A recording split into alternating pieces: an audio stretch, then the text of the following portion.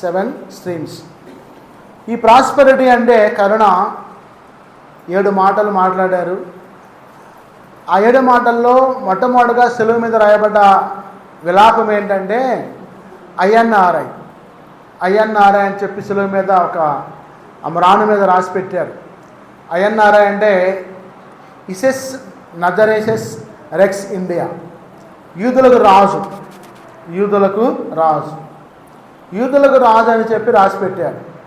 ఎందుకంటే పొంతి పిలాతు యేసుప్రభు వారిని అడుగుతూ ఉన్నారు, నీవు యూదులకు రాజువా అని చెప్పి వీళ్ళందరూ అంటున్నారు, మరి నీవు యూదులకు రాజువేనా కాదా అని చెప్పి అడిగాడు. యేసయ్య అన్నాడు, నీవు అన్నట్టే అన్నాడు. అప్పుడు యూదులు అన్నారు, మాకు రాజు నువ్వే పిలాతువి, యేసుప్రభు కాదు, మరి మా రాజుకు రాజు ప్రభులకు ప్రభు, మోషే ధర్మశాస్త్రం ప్రకారం యెహోవా మా దేవుడు రాజు అయితే నీవే, లేకపోతే హేరోదు మహారాజు అని చెప్పి వాళ్ళు వాదిస్తున్నారు. కానీ ఆయన మాట్లాడిన మాటల్లో ఈ లోకపరమైన మాటలు మాట్లాడలేదు.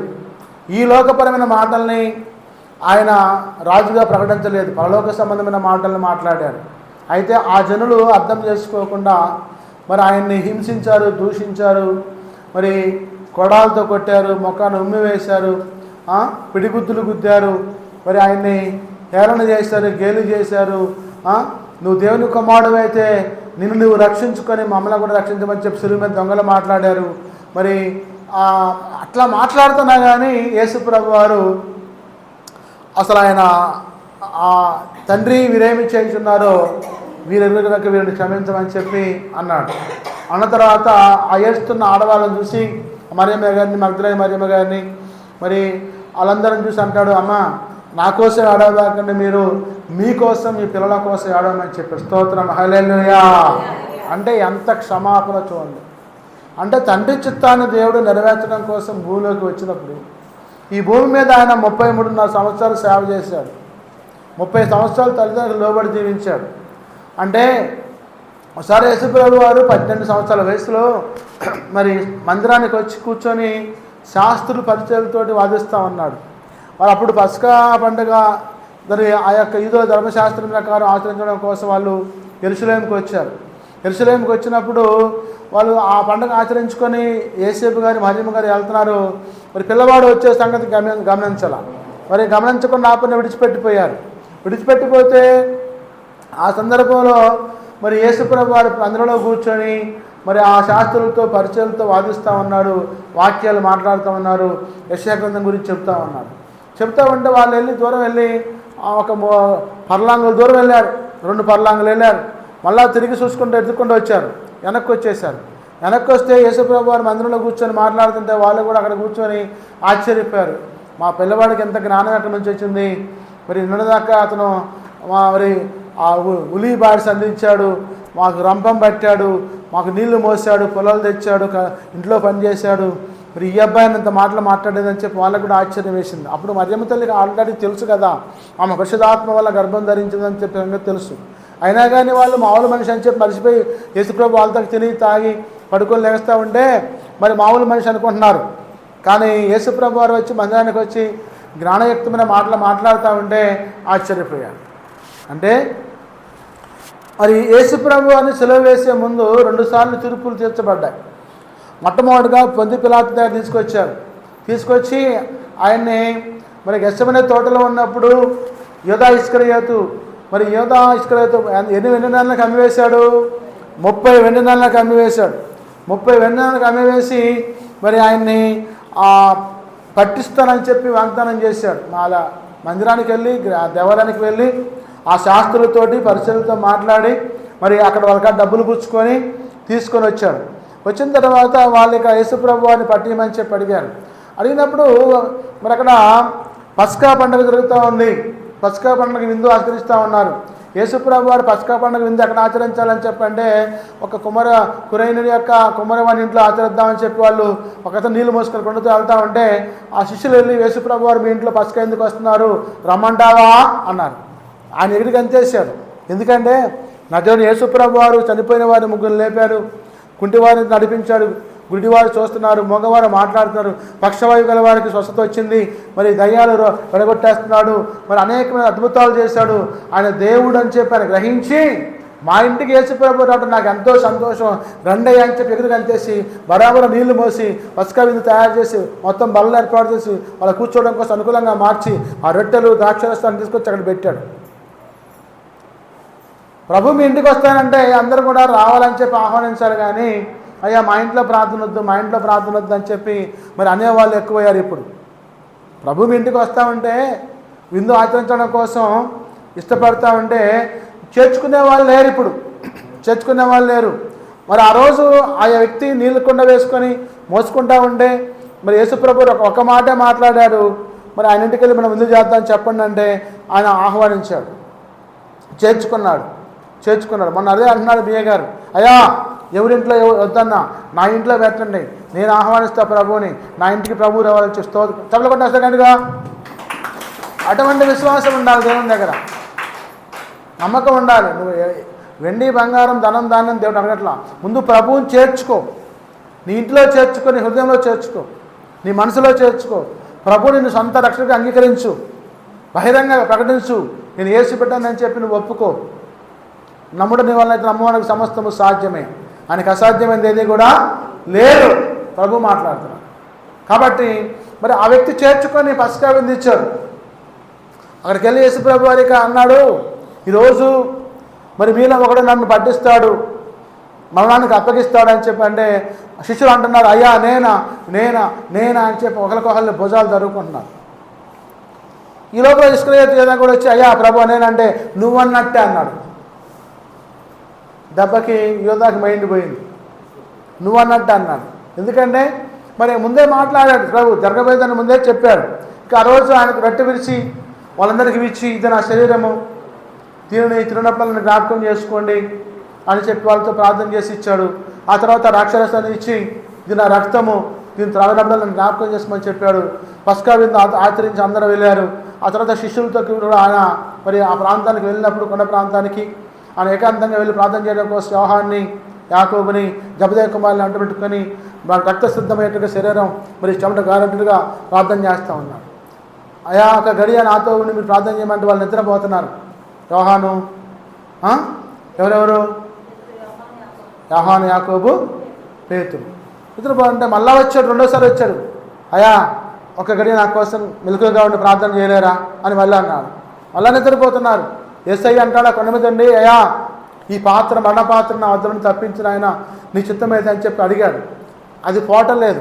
ప్రభు అన్నాడు, అయ్యా నీ చిత్తమే సిద్ధించును గాక నాయన అని చెప్పి ఒప్పుకొని మూడోసారిగా వచ్చి వాళ్ళని లేపాడు. లేపి ముగ్గురిని తీసుకొని యోహాన్ని, యాకోబుని, పేతురుని తీసుకొని జబదేయ కుమారుని తీసుకొని కిందకు వచ్చాడు. ఆ తోటలో ప్రవేశించాడు. ప్రవేశించగానే యోధా మరి ఆ యొక్క శాస్త్రులు పరిచయాల యొక్క సైనికులను తీసుకొని వచ్చి యేసుప్రభుని బంధించడం కోసం ఆ తోటలో ప్రవేశించారు. ప్రవేశించిన తర్వాత వెంటనే యోధా వచ్చేసి యేసుప్రభు అని ముద్దు పెట్టుకున్నాడు. ముద్దు పెట్టుకుంటే సహోదరుడా నీవు వచ్చిన పని కానీ మన ఎదురు మాట్లాడాలి. అసలు ఒరే దుర్మార్గుడు ఇప్పుడు దాన్ని నా పక్కన తిరిగావు, డబ్బులు సంచి నీకు ఇచ్చా కదరా, రతనం చేసావు కదరా, చివరికి నన్ను కూడా అమ్ముకున్నావు డబ్బుల కోసం ఆశపడని చెప్పి అల్లా. ఆయన అన్నాడు, నన్ను పట్టించేవాడు మీ మధ్యలో ఉన్నాడు ఎప్పుడు పస్కా విందులో, అతను పుట్టకుండా ఉంటే మేలు అన్నాడు. అతనికి శ్రమ అన్నాడు.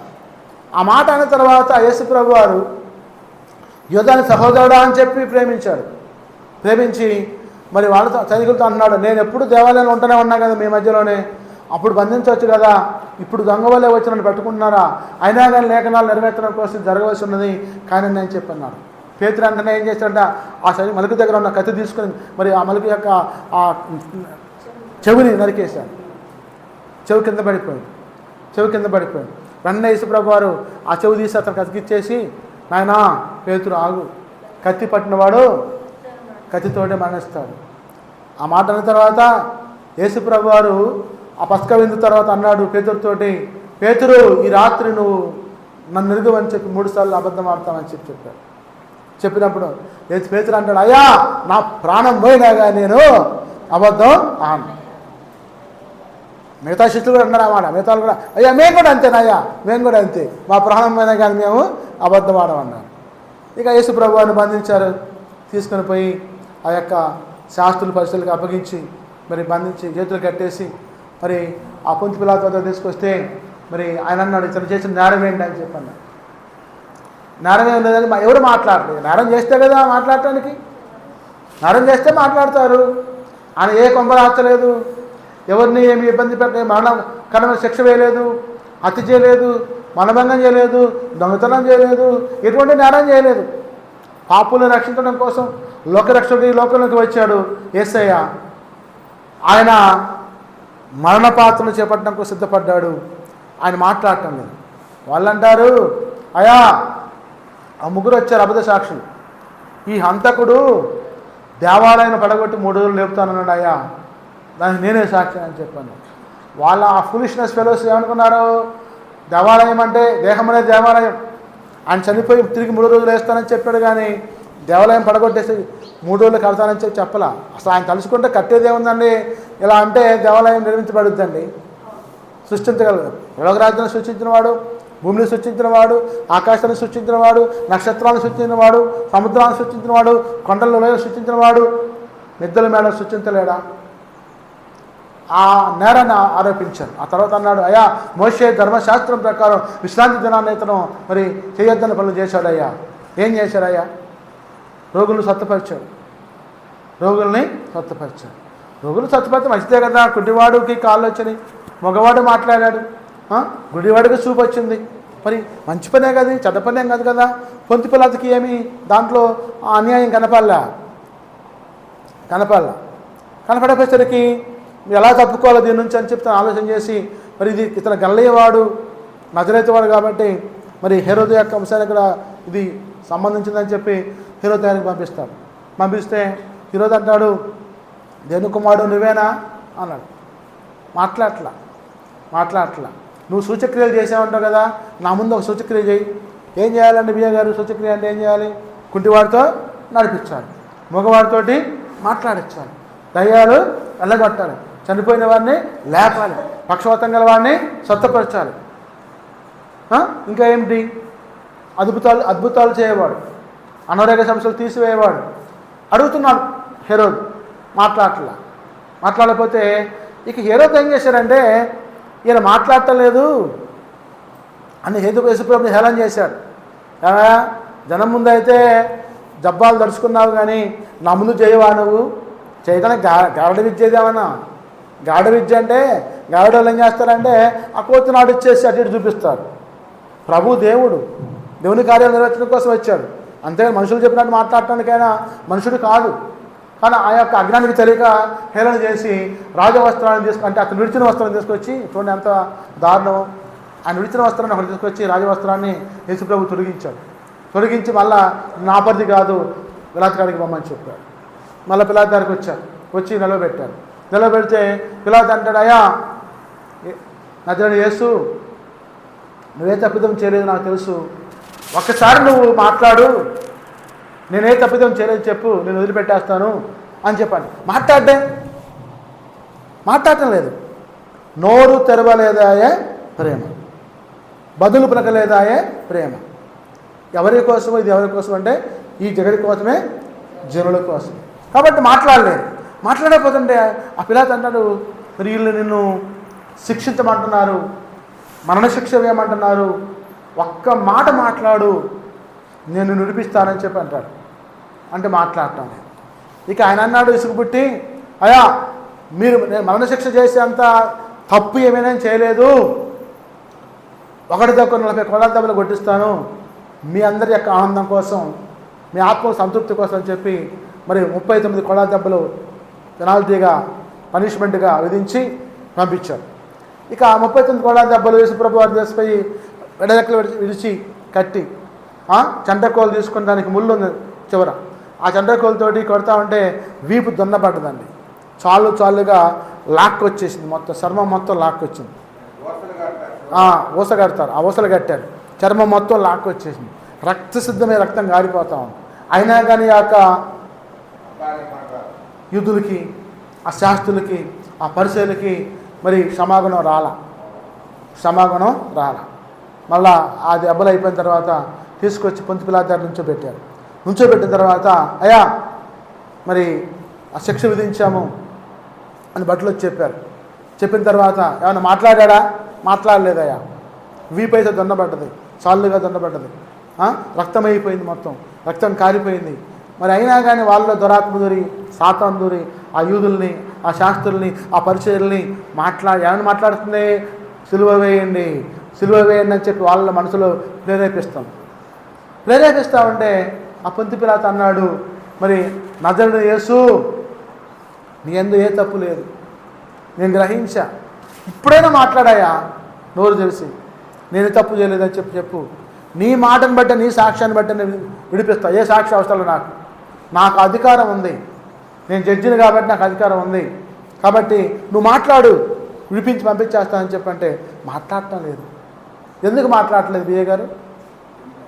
తండ్రి చిత్తాన్ని నెరవేర్చడం కోసం అది యోగ్యమై ఉన్నది కాబట్టి, దేవుని యొక్క ఆజ్ఞ మేరగడదు కాబట్టి, దేవుడైన యెహోవా యేసు ప్రభువును శిక్షించడానికి ఇష్టమై ఉన్నది.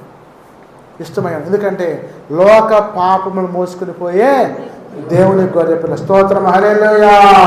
మనందరి పాపాలని, మనందరి దోషాలని ఆయన భుజాల మీద వేయబడతా ఉంది సిలువ రూపంలో. ఆయన రక్తాన్ని చిందించి వెలయించుకో మనందరిని కొనుక్కుంటున్నానికి సిద్ధపడుతున్నాడు.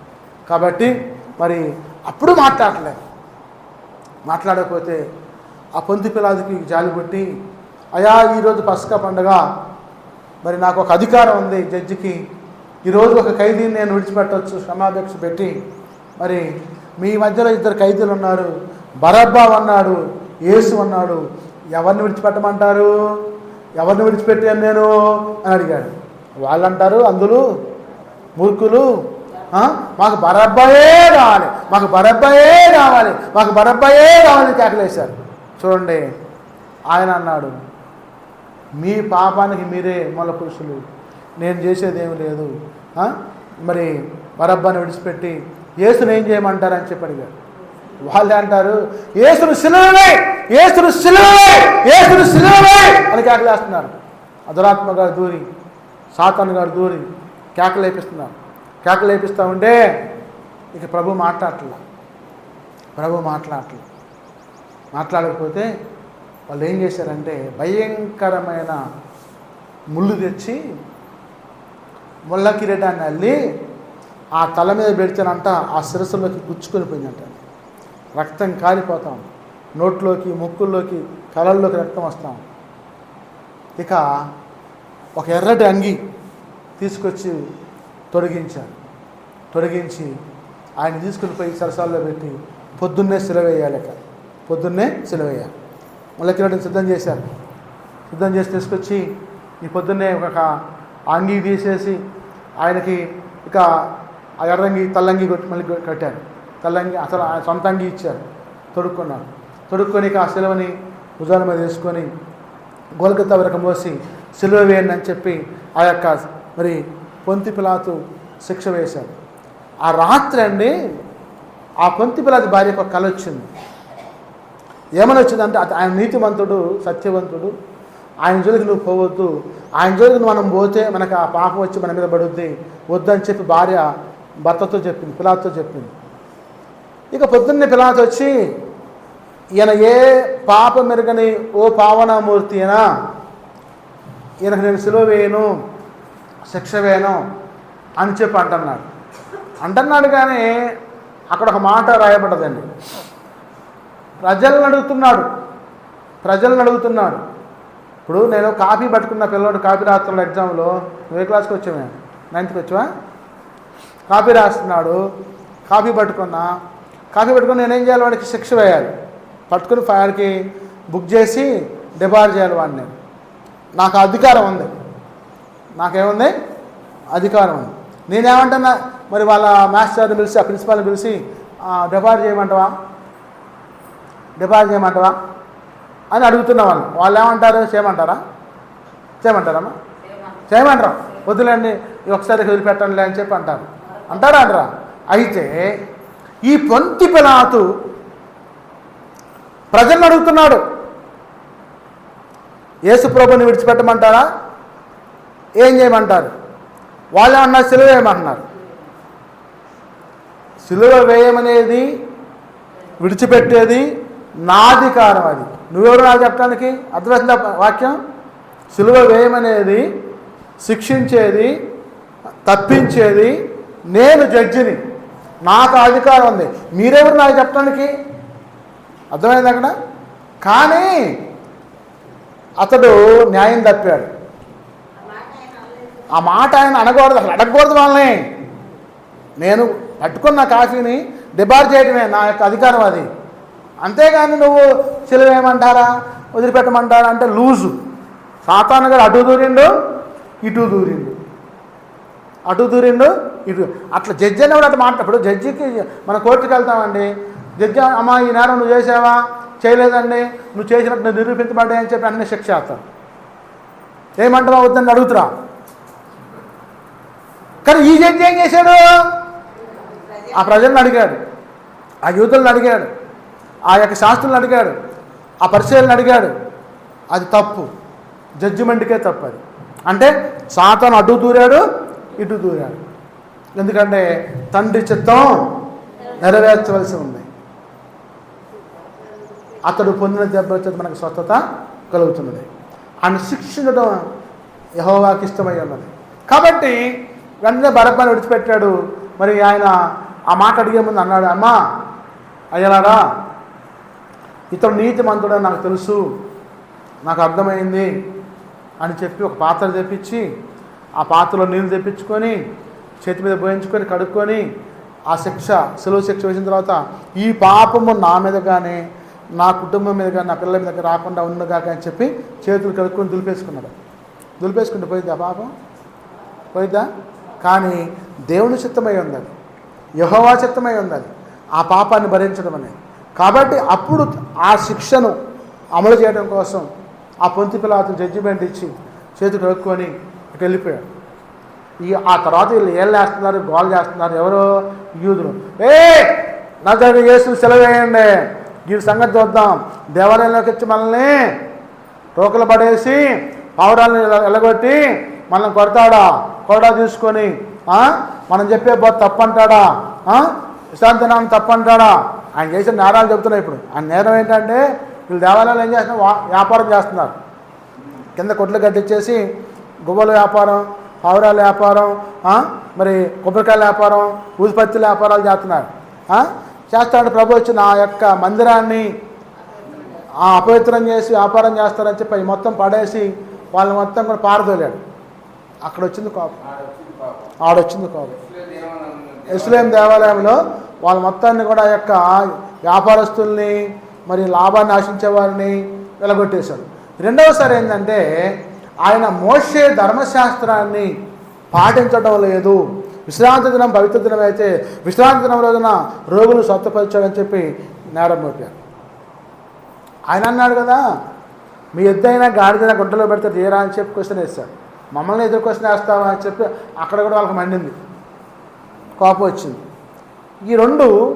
ఇక మూడవది, వీళ్ళు చెప్పే వాక్యం రెంట్లా. ఇక ఆయన చెప్పే వాక్యం కొండలో పోయినా, ఎడారిలో పోయినా పోయి జనం గుంపులు పోయి మందల పోయి కూర్చొని వాక్యం ఉంటున్నారు.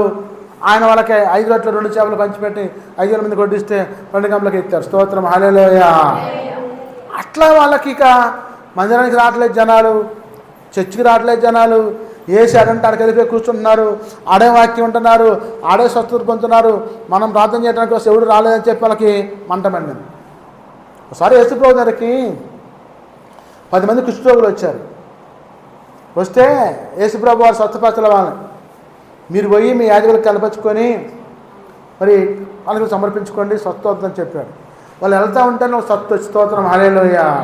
వాళ్ళు ఒకడు వచ్చేసి, అయ్యా యేసయ్యా నాకు స్వస్థ వచ్చి నాకు కుష్ఠరోగి పోయిందని చెప్పి చెప్తే యేసుప్రభు అన్నాడు, మిగతా 9 ఏరి, 9 మంది ఏరి అన్నాడు. వాళ్ళు రాలా అన్నిలో రాలా. అంటే ఇక్కడ ఒక అన్యుడు అనేవాడు వచ్చింది, కానీ దేవుని తెలిసిన వాళ్ళు, ధర్మశాస్త్రం తెలిసిన వాళ్ళు రాలా, 9 మంది రాలేదు. అయితే యేసుప్రభు వారి గురించి మాట్లాడే మాటల్లో ఒక తప్పు అయినా కానీ పొల్లైనా కానీ పట్టుకోవాలని చెప్పి ఎన్నిసార్లు వాళ్ళు ప్రయత్నం చేసినా కానీ దొరకల. కానీ వాళ్ళు ఏం చేశారంటే యోధాకి డబ్బులు ఇచ్చి ఎన్ని వెన్నాణాలు ఇచ్చారు? 30 వెన్నాణాలు ఇచ్చారు. ఇక్కడ యేసుప్రభు వారి సెలవు వేయడం కోసం వాళ్ళు జైల్లో పెట్టారు, ఎర్రంగి రోగిచ్చారు, రేపు పొద్దున సెలవు వేస్తారు. ఈ రాత్రి వాళ్ళందరూ కూర్చొని శాస్త్ర పరిచయాలు కూర్చొని మంచి విందు చేసుకుంటున్నారు. ఇక్కడ రేపు పొద్దున ఆయన చంపేస్తున్నాం, మన వ్యాపారాలు మనం పెట్టుకోవచ్చు, మన బిజినెస్ మనం చేసుకోవచ్చు, ఇక అడ్డంకులు మనకైతే చెప్పాలి. అంటే ఏదో వచ్చి అబ్బాయి ఓ శాస్త్రులారా పరిచయాలారా, మీ డబ్బులు నాకు అవసరంలా, నా యేసు ప్రభుని నాకు ఇచ్చేయండి. పశ్చాత్తాపం వచ్చి నా యేసయ్యని నాకు ఇవ్వండి, ఇంక మీ డబ్బులు నాకు అవసరంలా అని ఇసురు కొట్టింది ఆ దేవాలయంలో 30 వెండి నాణాలు. ఇసురు కొడితే వాళ్ళు అన్నారు, పోరా ఎదవా, ముందు అమ్మే ముందు ఉండదు ఆ ఇష్టం నీకు, తీసుకునే ముందు ఉండదు ఆ ఇష్టం నీకు, మాకు నీ డబ్బులు మాకు ఎందుకని చెప్పి అన్నారు. అయితే వాళ్ళు ఒకడు అన్నాడు, ఆ డబ్బులు మీరు కణకులపేటలో వేయొద్దని చెప్పాడు. కణకులపేటలో వేయొద్దని చెప్పాడు. ఇక అప్పుడు ఆ 30 వెన్నాలను బట్టి కుమ్మరివాణి పొలం కొని పరదేశులు ఎవరన్నా చనిపోతే ఆడ పాతి పెడదామని చెప్పి ఆ యొక్క శాస్త్రుల పరిచయాలు కొని ఇప్పటికి కూడా మరి యెరూషలేములో ఆ ప్రాంతంలో కుమ్మరివాణి పొలం ఉంది. అక్కడ పరదేశులు వెళ్ళినప్పుడు చనిపోతే అక్కడ పాతి పెడతా ఉంటారు. ఇక అది ఆ యోధ వెంటనే ఆ మనస్తాపం చెంది అక్కడి నుంచి వెళ్ళిపోయి మరి చెట్టు కురేసుకొని చనిపోయాడు. ఆ బాధ తట్టుకోలేక, ఎందుకంటే యేసుప్రభుని రేపు చంపేస్తున్నారు, నేనే మరి ఆయన చంపడం కోసం డబ్బులు తీసుకొని అప్పగించా, నేనే పాపినని చెప్పి పశ్చాత్తాపం వచ్చి యోధ తల్ల క్రిందులుగా పడి శిరస్సు పగిలిపోయి చనిపోయాడు.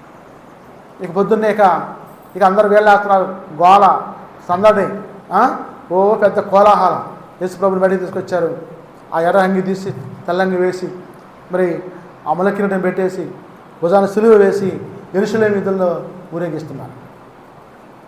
ఒకప్పుడు అదే వ్యక్తిని గాడిద మీద ఎక్కించేసి బట్టలు పరిచి మరి మట్టలు పట్టుకొని ఊరేగించారు. ఈదుల రాజు జయము, లోకరక్షకుడు జయమని చెప్పి కేకలు వేశారు. అదే జనవాహిని, అదే యేసు ప్రభుని మరి పట్టుకొని మరి భుజాల మీద సిలువ వేసి తలపై ములకిరీటం పెట్టి కొడాలతో కొడుతూ ఆయన్ని మరి యెరూషలేము వీధుల్లో తీసుకెళ్తున్నారు. ఎంత ఘోర పాపం చూడండి. పాలుగారు దేహము పైన పాపాత్ముల కొడలారెన్నో, పాలుగారు దేహము పైన పాపాత్ముల కొడలారెన్నో, నాట్యవాణి నాయి నడివీధిన నడిపాయి, నాట్యవాణి నాయి నడివీధిన నడిపాయి, నోరు తెరులేదాయ ప్రేమ బదులు పలుకలేదా ప్రేమ, నోరు తెరులేదాయ ప్రేమ బదులు పలుకలేదా ప్రేమ, ఇది ఎవరి కోసమో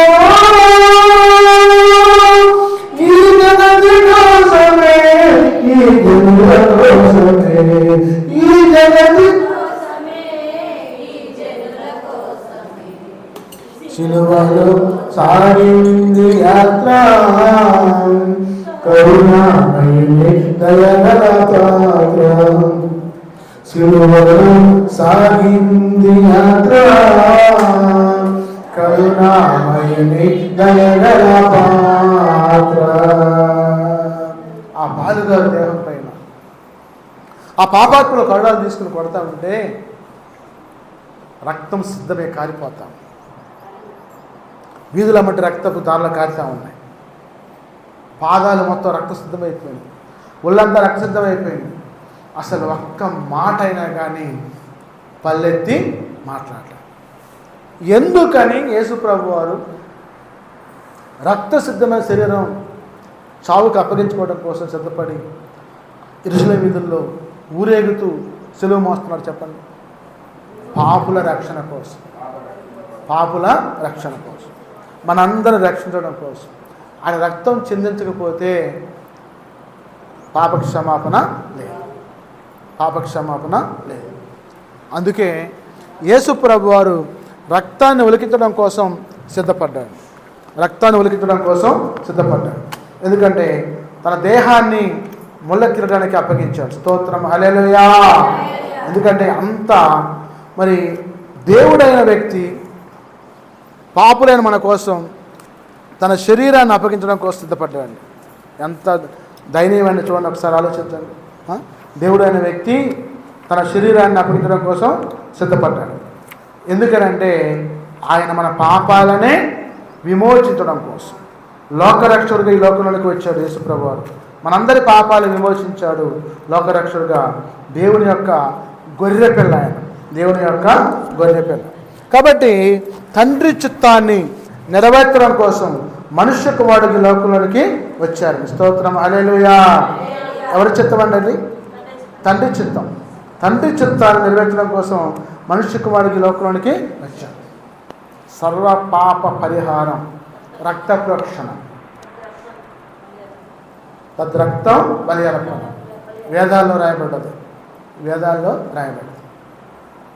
సామవేదం మరి ఋగ్వేదం గ్రంథాలు రాయబడ్డది. అంటే లేఖనాల్లో రాయబడ్డ వ్యక్తి ఎవరా అని చెప్పి పరవస్తు సూర్యనారాయణ గారు మరి శ్రీనివాసూర్య గారి యొక్క వంశం వ్యక్తి, తిరుమల తిరుపతి దేవస్థానంలో పూజారి. ఈ పూజారిగా పనిచేస్తూ ఉంటే సర్వలోక పాప పరిహారం, రక్త ప్రోక్షణం అని ఉంది మా వేదాల్లో. మరి ఈ దేవుడు ఎవరబ్బా? మరి ఈ శివుడు కాదే, విష్ణువు కాదే, బ్రహ్మ కాదే, మరి ముక్కోడి దేవతలు కాదే అని చెప్పి పుస్తకాలు గ్రంథాలు మొత్తం తిరగేస్తున్నాను. ఎక్కడా కనపడాలి. ఒకరోజు ఆయన షాపింగ్కి అని బయటకు వచ్చాడు. బయటకు వచ్చి వెళ్తూ ఉంటే మరి లోకరక్షకుడైన యేసుప్రభు మనందరి కోసం రక్త ప్రోక్షణ చేసి మనందరిని రక్షించాలని చెప్పి వాళ్ళు వాక్యం చెబుతున్నారంట. ఇదేదో నేను చదివిన పాఠంలో ఆ గ్రంథంలో మాటలాగా ఉందే అని చెప్పి బరాబరా లోనికి వెళ్ళి కూర్చున్నాను. సర్వలోక పాప పరిహారం, రక్త ప్రోక్షణం అని చెప్పి అన్నాడు. అమ్మో, ఈ గ్రంథం ఎక్కడుందా అని చెప్పి పక్కన అడిగాను. ఈ గ్రంథం ఏదో కదండి, బైబిల్ అని చెప్పాను. ఆ బైబిల్ అన్నీ కొనుక్కొని పక్కన తీసుకెళ్ళిపోయి మొత్తం చదివాడు. అప్పుడు సర్వలోక పాప పరిహారం కోసం రక్తాన్ని ఉలికించిన వ్యక్తి ఎవరే అంటే యేసుప్రభు. స్తోత్రం, హల్లెలూయా. ఇక ఆయన ఆ వృత్తిని వదిలిపెట్టి యేసుప్రభుని నమ్ముకొని ఇదంతా వట్టిదే, మిథ్య అని చెప్పి ఆయన బయటకు వచ్చి అంటే ఆ బ్రాహ్మణులు ఒప్పుకోవాలి. అరే మనకు అన్నం ఇదేరా నాయన, బయటికి పోయి ఏం చేసి బతుకుతావు నువ్వు, ఇక్కడ పూజ చేస్తున్నావు, జీతాలు ఇస్తారు, అన్నీ మనకు వస్తాయి, బియ్యం వస్తాయి, వస్త్రాలు వస్తాయి, ధాన్యం వచ్చింది, ధనం వచ్చింది, మరి బయటికి పోయి ఎలా బతుకుతారు అంటే నా యేసును బెగెత్తాలి, నేను వెళ్తానని చెప్పి బయటకు వచ్చాను. స్తోత్రం, హల్లెలూయా. వచ్చి సేవకుడిగా మారిపోయి సేవ చేస్తూ హైదరాబాద్లో చర్చి కట్టించాడు. స్తోత్రం, హల్లెలూయా. ఈ పరవస్తు సూర్యనారాయణ గారు మరి ఒకరోజు పడుకున్నారట. పడుకుని నిద్రపోతూ ఉంటే హైదరాబాద్లో భూకంపం వచ్చి ఆ పాత్రలు మొత్తం కింద పడి డబ్బా పడిపోతున్నాయి అంట. గోళ్ళ మొత్తం క్రాకులు వచ్చినాయి అంట. క్రాకులు వస్తే విశ్వాసులు బరబరికి వచ్చి అయ్యగారు భూకంపం వచ్చి లేచి బయటికి రానించి కేకలేస్తున్నారంట. వీళ్ళు మంచి నిద్రలో ఉన్నారంట. నిద్రలో ఉంటే ఆయన మరి అప్పుడు లేచి కళ్ళు కూడా వచ్చి ఏందమ్మా ఏమైందంటే మరి భూకంపం వచ్చిందయ్యా, మా ఇల్లు మొత్తం క్రాకులు వచ్చేసినాయి, మా యొక్క పాత్రలు మొత్తం పడిపోయినాయి, మీకేం కాలేదంటే నాకేం కాలేదమ్మా, బాగానే ఉంది మా ఇల్లు, మా పాత్రలు బాగానే. స్తోత్రం, హల్లెలూయా. వాళ్ళందరూ వచ్చి ఇంట్లోకి వచ్చి చూసి ఆశ్చర్యపోయారంట. దేవుని నమ్మిన బిడ్డలు విడువడు ఎడబాయాడు. కాబట్టి ఆయన బిడ్డ చుట్టూ కంచె వేశాడు దేవుడు. కంచె వేసి ఆ ఇంట్లో కనీసం ఒక క్రాక్ కానీ ఒక పాత్ర పట్టం కానీ ఏమీ లేదు. ఇక అప్పుడు ఆశ్చర్యపోయారు. దేవుని యొక్క కృప మీకుందండి, దేవుని మీ కాపుదల మీకుందని చెప్పి వాళ్ళు ఆశ్చర్యపోయారంట. ఇంక రెండోసారిగా ఆ భార్యకి కొంచెం గడ్డ వస్తే ఆపరేషన్ చేయించారంట. చేయించి ఇంటికి తీసుకొచ్చి కూర్చోబెట్టాడు. ఆ పడుకోబెట్టిన తర్వాత పాస్టర్లు మొత్తం వస్తున్నారంట. వందనాలు అయ్యగారు, అమ్మగారికి కట్టండి, అమ్మగారికి కట్టండి అని చెప్పి వస్తున్నారంట. ఆ రోజు 100 మంది పాస్టర్లు వచ్చారంట. వచ్చి కూర్చొని పరామర్శించి ప్రార్థన చేస్తున్నారంట. అప్పటికే 12 అయిందంట, 1 గంట అయిందంట. వీళ్ళకి అన్నం పెట్టాలి, వేకట్ట పంపించాలి. ఎట్ట ప్రభు అని ఇంట్లోనేమో ఏమీ లేవు. ఆ డబ్బులు కొద్దిగా ఉంటే అంతా ఆపరేషన్ చేయించాడు. కనీసం బియ్యం కానీ ఉప్పు కానీ పప్పు కానీ ఏమీ లేవు. కూర్చొని లోనకి వెళ్ళిపోయి ప్రార్థన చేస్తున్నారంట. ప్రార్థన చేస్తూ ఉంటే అందరూ కూర్చొని వాళ్ళు భోజనం పెడతారని చెప్పి పాస్టర్లు మొత్తం ఎదురు చూస్తున్నారు. లోపలేమో ఏమీ లేదు. ఏమీ లేకపోతే కానీ బయటకు వచ్చి కన్నీరు కాచుకుంటూ ఆ మొత్తం వైపు చూసినంట. ఒక 4 ఆడవాళ్ళు అంట ఇంత ఎత్తి కాలేజీలు, పెద్ద కాలేజీలు తీసుకుని వస్తున్నారు. మనం వచ్చి ఆ గంట తీసి పక్కన పెట్టి మొత్తం కూడా వాళ్ళే ఇస్తాలు తెచ్చారంట, వాళ్ళే పాత్రలు తెచ్చారంట. అవి మొత్తం తీసి పక్కన పెట్టేసి వాళ్ళందరినీ కూర్చోబెట్టి వరుసగా కూర్చోబెట్టి వాళ్ళు ఇస్తలాగా చేసి మొత్తం కూడా వాళ్ళకి కూర్చోబెట్టి బిర్యానీ, చికెను, మటను, గోంగూర చట్నీ, సాంబార్, పెరుగు మొత్తం వేసి వాళ్ళకి అన్నం పెట్టారు. స్తోత్రం, హల్లెలూయా. అన్నం పెట్టేసి ఇక అయ్యా వందనాలయ్యా, ఇక మేము వెళ్తున్నాము, మరి మాకు ప్రార్థన చేయండి అని చెప్పి నలుగురు ఆడవాళ్ళు అడిగారంట. సరే పాస్టర్ గారు మీరు ఎవరమ్మా, ఎక్కడి నుంచి వచ్చారా అని అడగడానికి నోరు రాట్లా. ఇంకా పాస్టర్లు ఉన్నారు కదా, సరే తల్లి వెళ్ళిరాండి అని చెప్పి అంటున్నాడు. ఆ మిగిలిన నాడు పెట్టాము, తినండి, సాయంత్రం తినండి అని చెప్తున్నారంట. సరేలే అని చెప్పి ప్రార్థన చేసి వాళ్ళని పంపించాడు. పాస్టర్లు వెళ్ళారు. వెళ్ళిన తర్వాత ఇక బయటికి వెళ్ళి చూసిందంట, ఆ నలుగురు ఆడవాళ్ళు కనపట్ల. ఇంకా వెనక పిలిచి మాట్లాడదామని చెప్పి ఆశతోటి ఆయన చూస్తే లేరు. ఈ లోపల వెనక చూస్తే ఇస్త్రాకులు కూడా లేవు, చిన్న ఇస్త్రాకులు కూడా మాయమైపోయినాయి, తెచ్చిన పాత్రలు మాయమైపోయినాయి. ఇక అప్పుడు ఆయనకు అర్థమైపోయింది, మా అమ్మో దేవుడు నా కోసం ఎలియాకి ఎలాగైతే ఆహారాన్ని పంపించి రొట్టె ద్రాక్షరసాన్ని మరి పానీయాన్ని ఇచ్చాడో నాకు కూడా అలాంటి దేవుడు పంపించాడని చెప్పి ఆశ్చర్యపోయి ఏడ్చిందంట. కింద పడి కొట్లాడుకుంటూ ఏడుతుంటే విశ్వాసాలు వచ్చి ఉడికి వచ్చారంట. ఏం దగ్గర వెళ్తున్నారంటే దేవదూతలు వచ్చారమ్మ నా కోసం ఆహారం తీసుకొచ్చి పాస్టర్లందరూ పెట్టి అక్కడ నుంచి తిన్నారు, తిని వెళ్ళారు. మరి నేను చూసి వాళ్ళ కళ్ళారా వాళ్ళు చూస్తే నాకు అర్థమైంది, మా బ్రాహ్మణ స్త్రీలాగా వచ్చారు లేషంలో వాళ్ళు, బెల్ల పట్టు గోసి పెట్టుకొని మంచి పట్టుచల్లు వేసుకొని వచ్చారు. మా వాళ్ళు అనుకున్నాను నేను చూసి కదమ్మ వాళ్ళు దేవదూతలు అని చెప్పినప్పుడు వాళ్ళందరూ ఆశ్చర్యపోయారు. స్తోత్రం, హల్లెలూయా. దేవుని క్రియలు అలా ఉంటాయి. నమ్ముడు నీ వాళ్ళతో నమ్ముడికి సమస్తం కూడా సాధ్యం. నమ్మాలండి, విశ్వసించాలి ప్రభుని ఫస్ట్. విశ్వసించి నాకేమైనా కానీ నా ప్రభువు నాకున్నాడు, నా అన్నదమ్ములు పోయినా నాకు అవసరం లేదు, నా అక్కచెల్లెలు పోయినా నాకు అవసరం లేదు, నా కన్నబిడ్డలు పోయినా నాకు అవసరం లేదు, నా ప్రభువు నాకున్నాడు. అది విశ్వాసం నీలో ఉండాలి. అట్లాగైతే యేసు ప్రభుని నమ్ముకో, లేకపోతే నమ్ముకోబా. ఎప్పటిదాకా నమ్ముకోవాలి నువ్వు యేసు ప్రభుని? జీవితాంతం, లైఫ్ లాంగ్, చనిపోయేదానికి నమ్మాలి. అంతేగాని నాకు గడ్డపోయింది కాబట్టి ఇక నేను రాను అని చెప్పి ఆ వెంకాయలాగా మళ్ళీ పోయి బొట్టు పెట్టుకుని కొబ్బరి ముక్కలు తెచ్చుకొని తినకూడదు. వెంకాయమ్మకి బాగలేదని చెప్పి వచ్చింది, దెయ్యం పట్టింది, దయ్యం వదిలిచ్చింది, దేవుడు పోయింది, ఇక రాట్లా. మొక్కు ఏంటది? మొక్కు. ఆ మొక్కు తెచ్చుకుంది, పోయింది. ఇంకొకరు వస్తారు, మా అమ్మాయికి పిల్లగాలు లేరు అయ్యగారు, పిల్లగాడు పుడితే మేము చర్చికి వస్తాను మొక్కుకున్నాం అయ్యగారు అని వచ్చాడు. మనం ప్రార్థన చేసాం. యేసు ప్రభు వారు ఆమె గర్భాన్ని తెలిసి మగ పిల్లవాడిని ఇచ్చాడు, పుట్టాడు. పుట్టిన తర్వాత ఇప్పుడు ఏం చేయాలి? వాళ్ళు మందిరానికి రావాలి. మొక్కు తీరింది పోయారు. అటువంటి ప్రార్థన కానీ, భక్తి కానీ, విశ్వాసం కానీ యేసు ప్రభు వద్ద వద్దండి. నమ్మితే ఉంటే ఎచ్చగా ఉండు, లేకపోతే చల్లగా ఉండు, నిలువెచ్చగా ఉండమా. ఉంటేనేమో హిందూగా ఉండండి, లేకపోతే క్రిస్టియన్గా ఉండు. అటు సగం హిందూగా సగం క్రిస్టియన్గా ఉండమా. తప్పుడు భక్తి అది. ఆ తప్పుడు భక్తి మనకు అవసరం లేదు, అది అవసరం. ఎందుకంటే దేవుడు మంచి గింజలు కోరతారు కానీ స్వచ్ఛ గింజలు కోరడు, పుచ్చు గింజలు కోరడు. కాబట్టి యేసు ప్రభువు మనందరి కోసము ఆ యెరూషలేము వీధుల్లో ఆ సిలువ మోసుకుంటూ వెళ్తా ఉంటే వాడు వచ్చంట, చెల్లుమని కొట్టింది ఒకరు. వాడొచ్చి చెల్లుని కొట్టిందంట. ఎవరు కొట్టారు చెప్పు? వాడు ఏమంటే తెలిసి భయపచ్చు. చెల్లుని పీకి తాడు తీసుకొని, చంద్రకాలు తీసుకొని ఎవరు కొట్టారు చెప్పు? యేసు. ఎవరు కొట్టారు చెప్పు? నువ్వు చెప్తూగా చెప్పు. తర్వాత మోము పైన ఆడొచ్చి మహాన్ ఊసిందండి, ఫు అని కాండిచ్చి ఊసింది. ఇప్పుడు యేసుప్రభు వారు అంటున్నాడు, ఒక చెంప మీద కొడితే ఇంకో చెంప కూడా ఇచ్చి కొట్టించుకోమని. మనమా ఒక మాట అంటే రా నీ సంగతి నా సంగతి ఇప్పుడు తేలిపోవాలి. తగ్గింపు లేదు, ఒట్టట్టుగా అలుగుతాం, తగ్గింపు లేదు, కోపపడతాం. పాపం శత్రువు సాతాను, అలవడం కూడా సాతాను, సరస్వక్తులు సాతాను. మరి ఎటువంటి మాటలు మాట్లాడకూడదు, పరుషమైన మాటలు కానీ మాట్లాడకూడదు. భక్తినితో మాట్లాడుతోంది ఆ భక్తి. యేసు ప్రభు ఆయన మాట్లాడుతున్నాడు. ఆయన ముఖాన కాంటిచ్చి ఉమ్మేసినా కానీ ఆయన ఉఫ్ అంటే ఏమైపోతున్నాడు? బుగ్గి బోడదైపోతాడు. అటు కన్ను తెరితే అసలు బోడదైపోదు. కానీ మాట్లాడలేదు, ముఖాన్ని ఉమ్మేశారు. చెల్లుమని కొట్టింది ఒకడు. మరి ఒకడొచ్చి బంతులాడిండు, పిడిగుద్దులు గుర్తుండొచ్చు. అసలే సెలవు మోసుకుంటా భుజాల మీద నడలాగా నడుస్తూ ఉంటే ఇంకొకటి వచ్చి గుద్దిపోయాడు. ఎవరు గుద్దారు చెప్పు? చూడండి ఎంత దారుణం. ఎవరు గుద్దారు చెప్పు అని అంటున్నాడు. అటువంటి దారుణమైన స్థితిలో, భయంకరమైన స్థితిలో యేసుప్రభు సెలవు మోస్తా ఉంటే ఇంకొకటి వచ్చి వెనుక నుంచి తన్నింది ఒకరు, మరి ముందు నిలిచి నవ్వింది మరి ఒకరు. వెనక నుంచి వచ్చి ఒకటి తల్లినండి, ఎగిరితల్లినంట. ముందు నిలిచి అంటే నవ్వుతున్నాడు, పక్క నవ్వుతుందంట. అయా చనిపోయి లేవుతావా, కుంటి వాళ్ళు నడిపిస్తావా, గాడిదలు చేస్తావా మా మధ్య నువ్వు అని చెప్పి ముందు నుంచొని ఇంకొకటి నవ్వుతుందంట. గేలి చేసినారు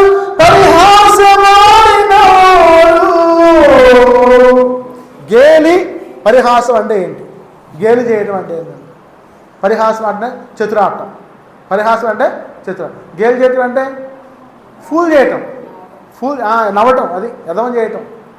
గేలి అంటే నిన్ను నువ్వు రక్షించుకోలేవు కానీ మమ్మల్ని రక్షిస్తామని చెప్పి రక్షకుడు అని చెప్పి అంటున్నావా అని గేలి చేయటం. నోరు ప్రేమ బదులు పలుకం లేదా ఒక్క మాట అయినా నోరు తెరవట్లేదు అసలు, బదులు ప్రకటన లేదండి. ఎంత సహనం అండి, ఎంత ఓర్పు అండి చెప్పండి. చనిపోయే స్థితికి తీసుకొచ్చి కొడుతున్నా కానీ ఒరే దుర్మార్గులారా కొట్టమాకండ్రా నన్ను, నేనే తప్పు చేశారా నన్ను కొడుతున్నారు అని చెప్పి మాట్లాడారు. ఒకసారి ఒక వ్యక్తిని చంపేశారు. ఎలా చంపేశారంటే ఆ కత్తులు తీసుకొని పొట్ట మొత్తం కోసి ఒకటేశారు. పేగులు మొత్తం వచ్చి బయటపడిపోయి ఆ పొట్ట కోస్తా ఉంటే అంటారంట అతను, ఒరే నాకు భార్య 2 పిల్లలు ఉన్నారురా, దయచేసి నన్ను వదిలిపెట్టండి రా, నీ దండం పెడతారా, మీ జోలికి నేను రానురా అని దండం పెడుతుంటే వాళ్ళు ఏమాత్రం కనీసం తెచ్చుకుంటా పొట్ట మొత్తం కోసారు, గొంతు కోసి పడేశారు. చనిపోయాడు.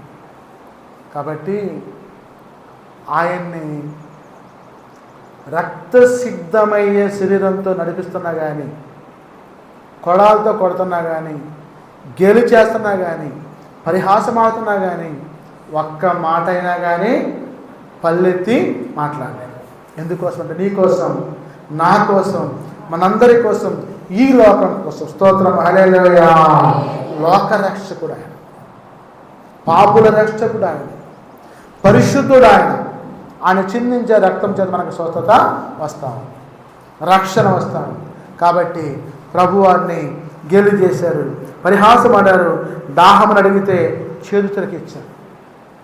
కాబట్టి మొట్టమొదటి మాట, తండ్రి వీరేమి చేస్తున్నారు, వీరిని క్షమించు. ఆ క్షమించే మనసు నీకుందా? ఆ స్వభావం నీకుందా? ఆ హృదయం నీకుందా? ఒక్కసారి ఆలోచించు. తగ్గించుకోండి. తనను తాను తగ్గించుకునేవాడు హెచ్చింపబడు. తగ్గించుకోండి. చిన్న పిల్లవాని వలె. ఎలా తగ్గించుకోవాలి మనం? చిన్న పిల్లవాని వలె, యేసయ్య వలె తగ్గించుకోవాలి. ఒక్క మాట అయినా పల్లెత్తి మాట్లాడకూడదు. ఇప్పుడు నాతో ఒకరు మాట్లాడుతూ ఉన్నారు. నా ఓటు తీసిపోయి పాతినోడికి వేసుకున్నారయ్యా, గండా సాహిబ్కి వేసుకున్నారు, నా బోర్డు పోయింది. నేను మాట్లాడాలి. చర్చి మీద తీసుకొచ్చి మరి పెండేశారు, నేను మాట్లాడాలి. చర్చి ముందు తీసుకొచ్చి గోధ పెంకులు తెచ్చి ఎంత కుప్పేసి పలగొట్టారు, మాట్లాడాలి.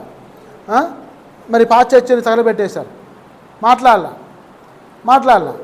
మాట్లాడితే ఇక్కడ నేను ఉండేవాడిని కాదు. కొత్త తప్పలేదు సార్ కదా,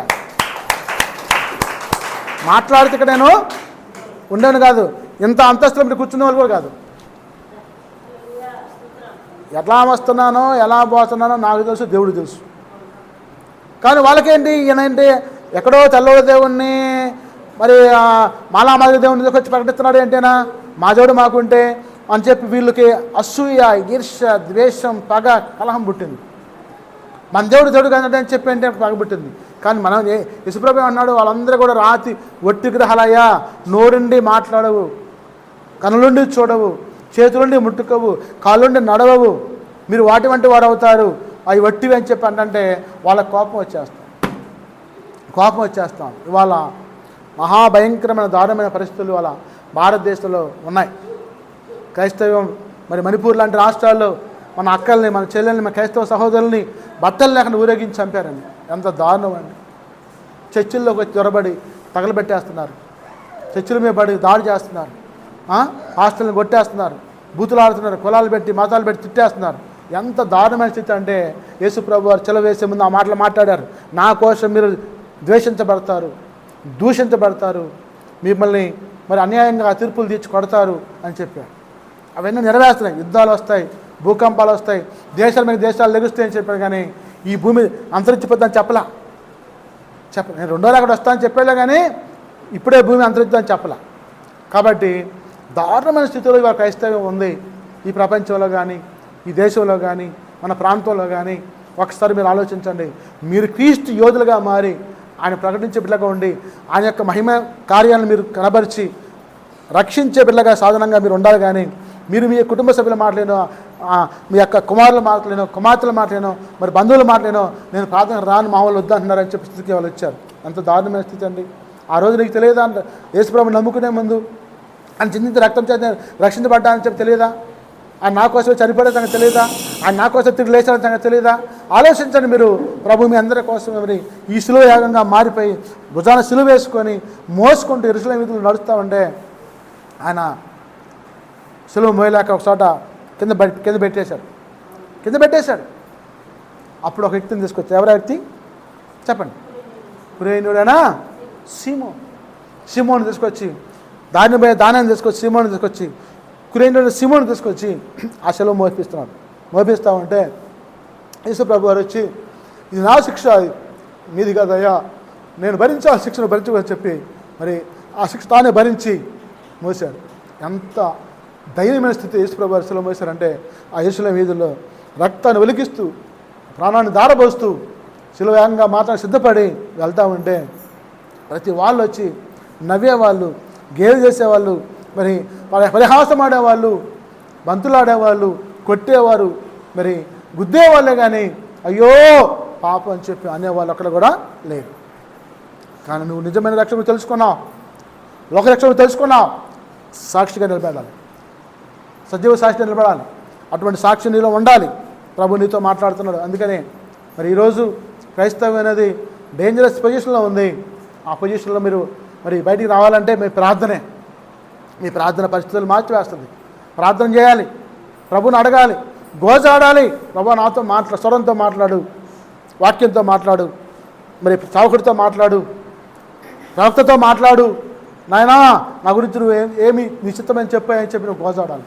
అటువంటి భక్తి జీవితం నీలో ఉండాలండి, విశ్వాస జీవితం నీలో ఉండాలి, అతసాక్షిగా ఉండాలి. అప్పుడే నువ్వు క్రైస్తవంలో నెగ్గుకొని వస్తావు. ఎవరో నా కూతురు అన్నది, నా కొడుకు అన్నాడు, నా బంధువులు అన్నారు, నా స్నేహితులు అన్నారు, నా ఇరుగువారు అన్నారు, పొరుగువారు అని చెప్పి నా యేసు ప్రభు నాకేం చేశాడు నీలోకి వస్తాయని చెప్పంటే నిన్ను నశించిపోకుండా నరకానికి పోకుండా కాపాడి రక్షించాడు. స్తోత్రం, హల్లెలూయా అనా. Promise of Paradise. రెండో మాట, నేడు నీవు నాతో కూడా పరదేశంలో ఉంది. లోకాసు వార్త 23:43 మాట. నేడు నీవు నాతో కూడా అంటే ప్రామిస్ ఆఫ్ ప్యారడైజ్. యేసు ప్రభు నాకు ఏం ఇచ్చాడంటే పరలోక రాజ్యం ఇచ్చాడు. ఏమయ్యా పరలోక రాజ్యం అంటున్నావు, నువ్వు చూసావా? ఎప్పుడో చచ్చినప్పుడు వచ్చే పరలోక రాజ్యం గురించి ఇప్పుడు నుంచే నేను మడిగట్టుకొని ఏ పాపం చేయకుండా ఎటువంటి అన్యాయం చేయకుండా ఉండాలని చెప్పి కొంతమంది అనుకుంటున్నారు. కానీ యేసు ప్రభు వారే స్వయంగా వాక్యంలో లాజరు గురించి అబ్రహాం గురించి చెప్పాడు. లాజరు అబ్రహాము రొమ్మును ఆనుకున్నాడు. ధనవంతుడు నరకానికి చేర్చబడ్డాడు. రీసెంట్గా కూడా చనిపోయి మరణించి పరలోక రాజ్యం చూసి వచ్చే భక్తులు ఉన్నారండి. వాళ్ళు వచ్చి సాక్ష్యం చెప్పారు. అయ్యో మేము యేసు ప్రభువుని చూసాము, పరలోక రాజ్యం చూసాం, నమ్మండి, విశ్వసించండి, నిజమే పరలోక రాజ్యం ఉంది, నరక ఉంది అని చెప్పి వాళ్ళు చనిపోయి బ్రతికి లేచి చెప్పిన వాళ్ళు ఉన్నారు. ఇంకా అంతకన్నా ఏం కావాలి సాక్ష్యం? చెప్పండి. దైవ గ్రంథం అనేది పరిశుద్ధమైంది. దైవగ్రంథం అనేది మరి నమ్మదగింది, విశ్వసించదగింది. మరి యేసు ప్రభు వారి యొక్క వల్ల నీ విశ్వాసాన్ని కొనసాగించు. అందుకన్నాడు మరి ప్రామిస్ ఆఫ్ ప్యారడైస్, నేడు నీవు నాతో కూడా పరదేశంలో ఉంది. మరి యెషయా గ్రంథము 53వ అధ్యాయం 8వ వచనం తీయండి. యెషయా గ్రంథము 53:8 చూద్దాం. 53:8 అన్యాయపు తీర్పు పొందినవాడే అతడు కొనుక్కోబడిను, అతడు నా జనుల యొక్క అతిక్రమములను మొత్తబడిన కదా, సజీవుల భూమిలో నుండి అతడు కొట్టివేయబడిను. అయినను అతని తరం వారిలో ఈ సంగతి ఆలోచించిన వారెవరు? అతడు మరణమైనప్పుడు భక్తిహీనులతో అతడు సమాధి నియమింపబడిన. చూసారా, యేసుప్రభు యొక్క ధనవంతుడు యొక్క సమాధిలో ఉంచబడ్డాడండి. ధనవంతుని వద్ద అతను ఉంచబడిన, నిత్యంగా అతడు అన్యాయం ఏమీ చేయలేదు, అతని నోట ఏ కపటము లేదు. యెషయా ప్రవక్త ముందుగానే చెప్పాడు. యెషయా 53:8-9 ఈ మాటలు రాయబడ్డాయి. మరి యేసుప్రభు వారిని చనిపోవడం కోసం దేవుని చిత్తమయ్యాడు. అన్యాయపు తీర్పు పొందాడు, అన్యాయపు తీర్పు పొందాడు. కాబట్టి ప్రభు మాట్లాడుతూ ఉన్నాడు, మరి నేడు నీవు నాతో కూడా పరదైసులో ఉంది. కాబట్టి ఇక మూడవ మాట, మరి యోహాను సువార్త 19:26-27 చదివారు. అమ్మా ఇదిగో నీ కుమారుడు, ఇదిగో నీ తల్లి అని చెప్పాడు. శిష్యులకి, యోహానికి చెప్పాడు. అంటే దేవుడు తన తల్లి యొక్క సంరక్షణ, వినండి ఈ మాట, మంచి మాట ఇది. యేసు ప్రభు పుట్టిన తర్వాత పిల్లలు పుట్టారు. మరియమ్మ గారు, యేసు గారు పిల్లలు పుట్టారు, సంతానం ఉంది. వాళ్ళకి అప్పగించలా. ఎందుకని చెప్పండి. ఇప్పుడు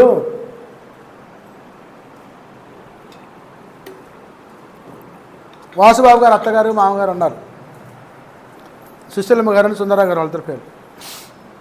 మా అమ్మగారికి అన్నయ్య అవుతారా అంటే వాళ్ళ చిన్నమ్మ కొడుకు. వాళ్ళ ఇంటికి పోతే నేను ప్రార్థన చేద్దామని పోతే ఆ సుశీలమ్మ అంటది, అయ్యా నువ్వే మమ్మల్ని చూడాలి, సమాజ్ చేయాలి, కార్యక్రమం చేయాలి, మొత్తం నువ్వే చేయాలి, మరి నా కోరిక అదే అని చెప్పి అంటుంది. నేనేమన్నాను అప్పుడు, అమ్మ నీ కూతురు ఉన్నాడో అల్లుడు ఉన్నాడో బంధువులు ఉన్నారు వాళ్ళు చేస్తారని చెప్పి నేను అనాలిగా. నేను మాట్లాడట్లా. సరే అమ్మ సరే అమ్మ అంటున్నా. చెప్పండి ఇప్పుడు ఈ ఉపమానం చెప్పాను. యేసు ప్రభు వారు యోహాను పిలిచి మరియమ్మ గారిని అప్పచెప్పి ఏమంటున్నాను, అమ్మా ఇదిగో నీ కుమారుడు, ఇదిగో నీ తల్లి అని అప్పచెప్పి. ఎందుకు అప్పచెప్పాడు అంటే కడుపును పెట్టిన బిడ్డలు చూస్తారో చూడరో అని చెప్పి నమ్మకం లేక ఆత్మీయమైన కుమారుడికి తల్లిని అప్పగించాడు. అంటే ఆత్మీయమైన కుమారుడు అయితే మోసం చేయడు, దగా చేయడు. కడుపును పుట్టిన వాళ్ళు అయితే ఏం పెట్టింది నాకు, నష్టపతి 5 ఎకరాల పొలం ఇచ్చిందా, చౌరి బంగారం ఇచ్చిందా, 10 లక్షల క్యాష్ ఇచ్చిందా, ఏమి ఇచ్చింది అని చెప్పి వాటి కోసం లెక్కలేసుకుంటారు. కానీ తల్లి యొక్క మరి కార్యక్రమం గురించి ఆలోచించడు. మా తల్లి ఎంతో నమ్మకమైంది, విశ్వాసమైంది, యేసుప్రభుని నమ్ముకుంది, మా అందరి కోసం ఎంతో కష్టపడ్డది, అయ్యో అని చెప్పి మాట్లాడరండి. నాకు ఏం పెట్టివు నువ్వు, మొత్తం దానికే పెట్టివు కానీ ఏమొచ్చాడు, ఆమె వచ్చాను మొత్తం ఆమెకే పెట్టినా నాకేం పెట్టి ఏమంటుంది. ఇట్లా ఒకరి మీద ఒకళ్ళు మాట్లాడుకుంటారు. ఆ కొడుకు పెట్టివే, ఈ కొడుకు పెట్టివే అని ముగ్గురు కొడుకులు ఉంటే వాళ్ళ మీద వీళ్ళ మీద వాళ్ళు వచ్చి శవం వాడుంటే తగ్గవారుకుంటూ ఉంటారు. ఎటువంటి ఆ దౌర్భాగ్య స్థితి తెలుసుకోవడం కోసం యేసుప్రభు వారు ముందుగానే యోహానికి అప్పగించారు. యోహాన్ మా తల్లి నువ్వు జాగ్రత్తగా చూడాలి, ఆమె పరిశుద్ధురాలు, నా కోసం ఆమె గర్భాన్ని ఇచ్చి జన్మింపజేసింది. కాబట్టి ఆమెను నువ్వు యుద్ధాత్మలైనా సరే మరణించినా కానీ నువ్వు అన్నీ చేయాలని చెప్పి అప్పగించడం ఎంత ధన్యత అండి చెప్పండి. అంత గొప్ప మాట అండి అది. ఒక ఆత్మీయమైన కుమారుడికి, శిష్యుడికి సొంత తల్లిని అప్పగించాడు. తమ తమ్ముళ్ళు ఉన్నారు, చెల్లెళ్ళు ఉన్నారు, తొడబుట్టిన వాళ్ళు ఉన్నారు, మరియమ్మ గారికి పుట్టిన పిల్లలు ఉన్నారు, కానీ అప్పగించాల. కానీ ఈ లోకంలో మీతో మాట్లాడుతున్నాడు దేవుడు, ఆత్మీయులను నమ్మండి, ప్రార్థనా యోధులను నమ్మండి, విశ్వాసులను నమ్మండి. మరి ఇప్పుడు విశ్వాసులు ఎప్పుడు కూడా, ఆత్మీయులు ఎప్పుడు కూడా మోసం చేయరు. నేను ఒక దుకాణదారుడితో మాట్లాడుతున్నాను. నేను ఏమని మాట్లాడుతున్నా అంటే, అయ్యా ఆ పాస్టర్ గారు మోటార్ తీసుకున్నారు, డబ్బులు ఇచ్చారా అన్నా. ఇచ్చారు అయ్య గారు అన్నాడు. ఎట్లా ఇచ్చారు అయ్యారు, చాలా దిప్పిచ్చారు, ఎగ్గొట్టిండా అన్న. నా మాట అర్థమవుతుందా? ఎగ్గొట్టిండా అన్న. ఎగ్గొట్టలేదు అయ్యా అన్నాడు. ఇచ్చిండయ్యా కాదు తిప్పిండా. నిజమే నా తిప్పుతుడు, ఎగ్గొట్టడు అన్న. స్తోత్రం, హల్లెలూయా. తిప్పుతుడు కానీ, ఎందుకంటే ఆ పాస్టర్ గారికి వచ్చేది 30 రూపాయలు, 50 రూపాయలు, 100 రూపాయలే. అవి కుటుంబం గడుపుకోవాలి, మళ్ళీ నీకు కసుకొస్తే మోటార్కి డబ్బులు ఇవ్వాలి. మరి అవన్నీ కూడా ఆ పాస్టర్ గారు 50 రూపాయలు దాచిపెట్టి 3 పోగు చేసి ఆ యొక్క దుకాణదారు యజమాని భార్య వచ్చి ఇచ్చిందంట.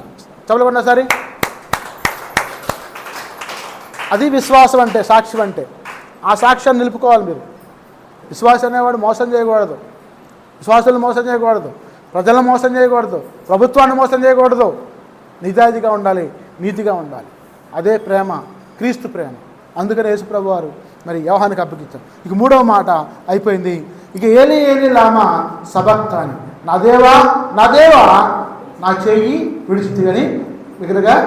మత్తయి సువార్త 27:46. మత్తయి సువార్త 27:46 తీయండి. మత్తయి సువార్త 27:46. అన్ని మాటలు చెప్తానులేండి.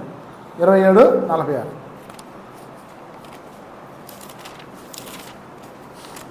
చదవండి. అది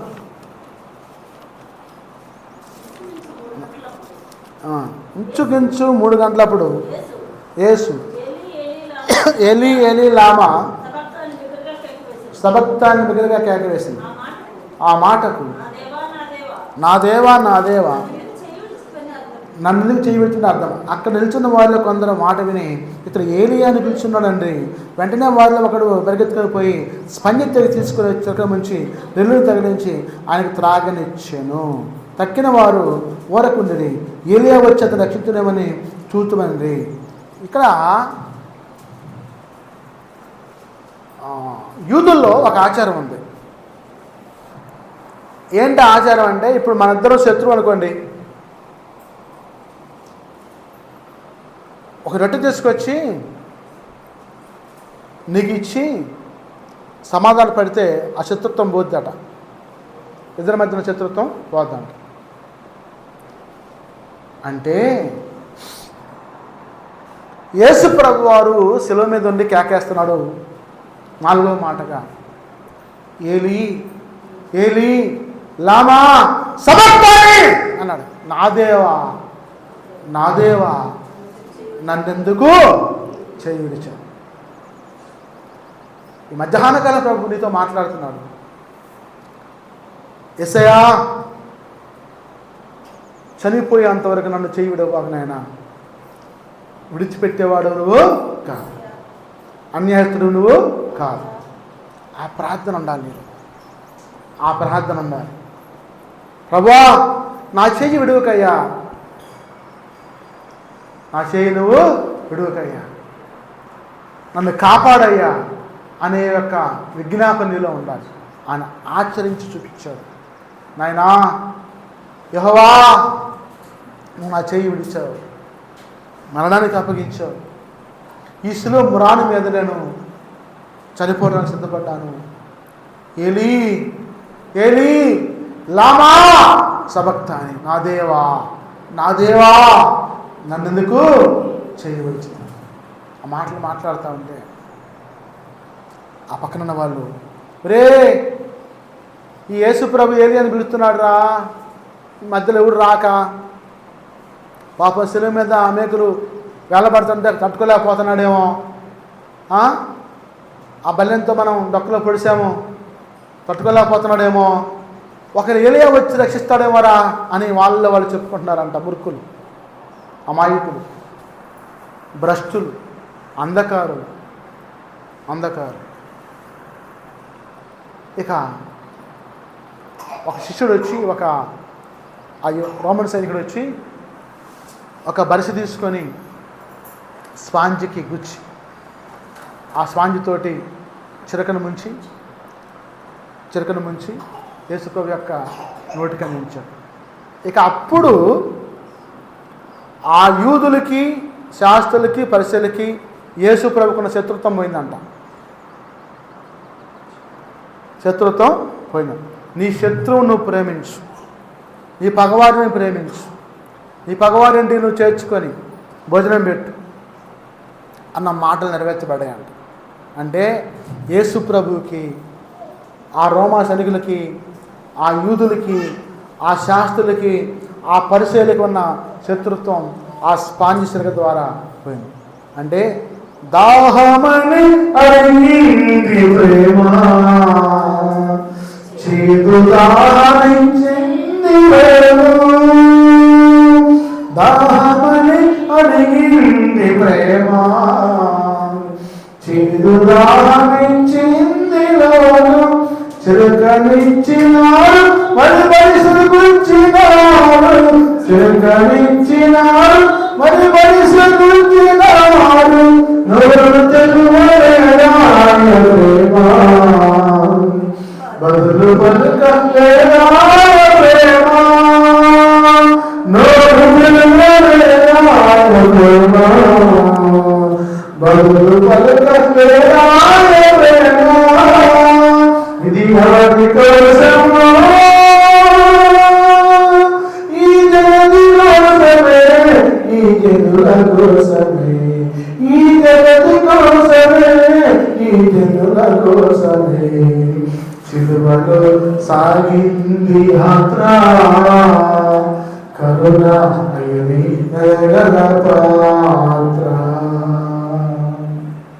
సిలువ మోసుకుంటూ గోల్గొతా కొండ దగ్గరకు వచ్చాడు. ఆ కురేనుడు సీమోనుతో భోంచాడు.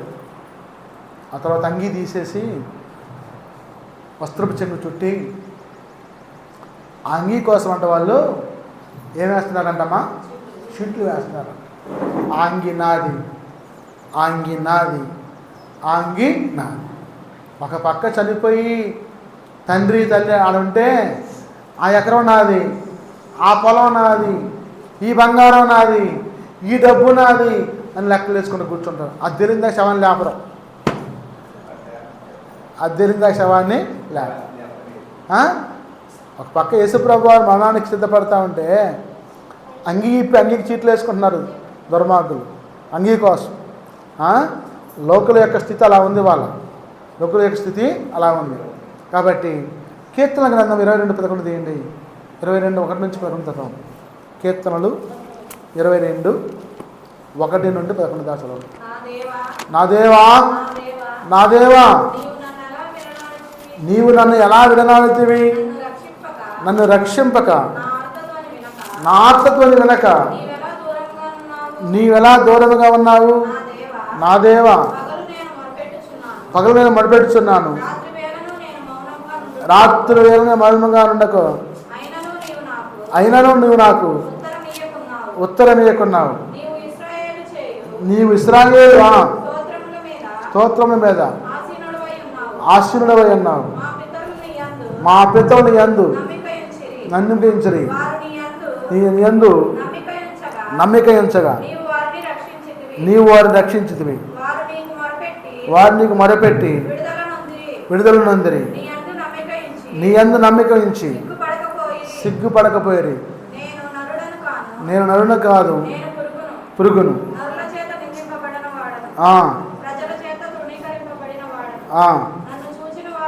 నన్ను చూసిన వారందరూ పెదవులు విరిచి తలాడించుచు నన్ను యెహోవా మీద నీ భారం మోపు, ఆయన వానిని విడిపించునేమో. వాడు ఆయనకి ఇష్టడు కదా, ఆయన వాడిని తప్పించునేమో. అందరూ స్తోత్రం, హల్లెలూయా. ఇక్కడ దావీదు కీర్తనలో దావీదు అంటాడు, నేను నరుడును కానయ్యా, పురుగునయ్యా, నరుల చేత నిందింపబడినవాడినయ్యా. నా దేవా, నా దేవా, నీవు నన్ను ఎలా విడనాడుతు. చూసారా, నా వస్తువులు వారు పంచుకొనుచున్నారు, నా అంగీకరకు వారు చీట్లు వేయుచున్నారు. యెహోవా, దూరముగా నుండకుము, నా బలమా, త్వరపడి నాకు సహాయం చేయము. ఖడ్గం నుండి నా ప్రాణమును, కుక్కల బలము నుండి నా ప్రాణమును తప్పి. స్తోత్రం, హల్లెలూయా. అంటే దావీదు ముందుగానే ఈ యొక్క కీర్తనా గ్రంథంలో పొందుపరిచాడు. ఇక్కడ అమ్మగారు చదివిన మాటలు ఎక్కడ అంటే 18, 19, 20 అండి. నా వస్త్రము కొరకు వారు పంచుకొనుచున్నారు, నా అంగీ కొరకు వారు చుట్లు వేయుచున్నారు. ఖడ్గం నుండి నా ప్రాణమును, కుక్కల బలము నుండి నా ప్రాణమును తప్పింది. ముందుగానే రాయబడ్డదండి. ఆయన స్థితిలో పలికే మరి 4వ మాట, ఏలీ ఏలీ లామా సబక్తాని, నా దేవా నా దేవా నన్నెందుకు చేయి విడనాడు. నా అంగీ కోసం చీట్లు వేసుకున్నారు, వాళ్ళు నా కోసం వాళ్ళు నా ప్రాణం తీయడం కోసం సిద్ధపడ్డారని చెప్పి వ్రాయబడ్డది. ఇక 5వ మాట మరి చూడండి, యోహాను సువార్త 19:28. 19:28 యోహాను సువార్త 19:28.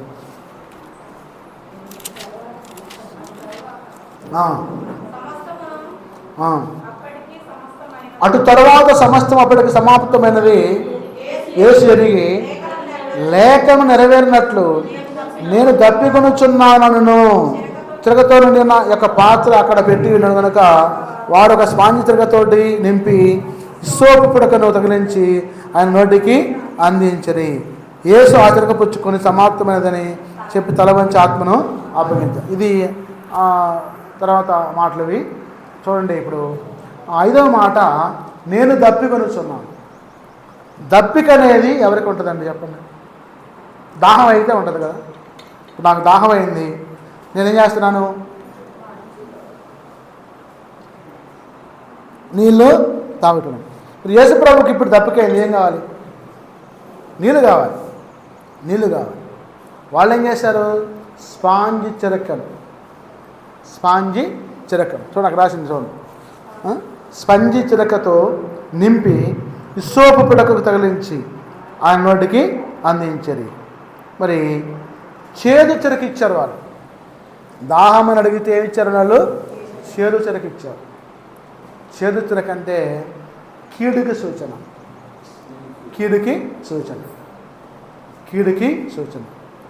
మరణానికి అప్పగించబడుతున్నాడు కాబట్టి, చనిపోతున్నాడు కాబట్టి ఇక నీకు తీపిచ్చినా కదా ఉపయోగం ఉంది. ఇప్పుడు మొన్న మేము కామేశ్వర ఇంటికి వెళ్ళినప్పుడు అమ్మగారు నేను స్వీట్ ప్యాకెట్ తీసుకుపోయి ఇచ్చి వాళ్ళ నోట్లో పెట్టి మరి ప్రార్థన చేసి వచ్చాం. ఎందుకని? స్వీట్ ప్యాకెట్ తీసుకుపోయి ఇచ్చామా, ఒక స్వీట్ తీసి చెరవ భార్యభర్తకి తినిపించేసి మేము తిని కొద్ది తీసుకొని తిని ప్రార్థన చేసి వచ్చాం. ఎందుకు? ఆ గృహంలో చేదు కీడు సంభవించింది కాబట్టి ఆ కీడు విరిచి నీళ్ళతో నింపి మరి మారాన్ని మధురంగా మార్చమని దేవుని మనం గోచాడుతున్నాం. స్తోత్రం, హల్లెలూయా. అంటే చేదు జీవితాన్ని తీసివేసి తీపి జీవితాన్ని ఇవ్వు ప్రభు అని చెప్పి ప్రార్థన చేయటం. అంటే యేసు ప్రభు వారు మరణానికి సూచనగా చేదు చిరకనిచ్చారు. చూడండి ఇక్కడ మరి 2వ రాజులు 17:24 చదవండి. 2వ రాజులు 17:24.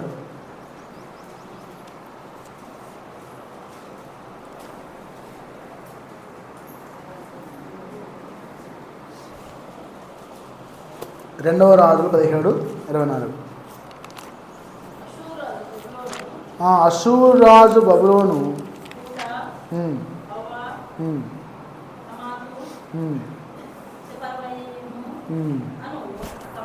తమ దేశంలో నుండి జనులు రప్పించి ఇశ్రాయేలు వారికి మారుగా షోమ్రోను పట్టణంలో ఉంచిన కనుక వారు షోమ్రోను దేశంను స్వతంత్రించుకుని దాన్ని పట్టణం కాపురం చేసిరి. అంటే సాతాన్ని తీసివేసి దేవుని యొక్క బిడ్డలకు రాజ్యం ఇవ్వడం కోసం, మరి యేసు ప్రభు మరణయాగంగా మారడం కోసం దేవుని చిత్తమై ఉన్నది. అంటే ఇక్కడ చూడండి, ఇక్కడ అపోస్తుల కార్యములు 10:28 తీయండి. అపోస్తులు 10:28. అపోస్తులు 10:28.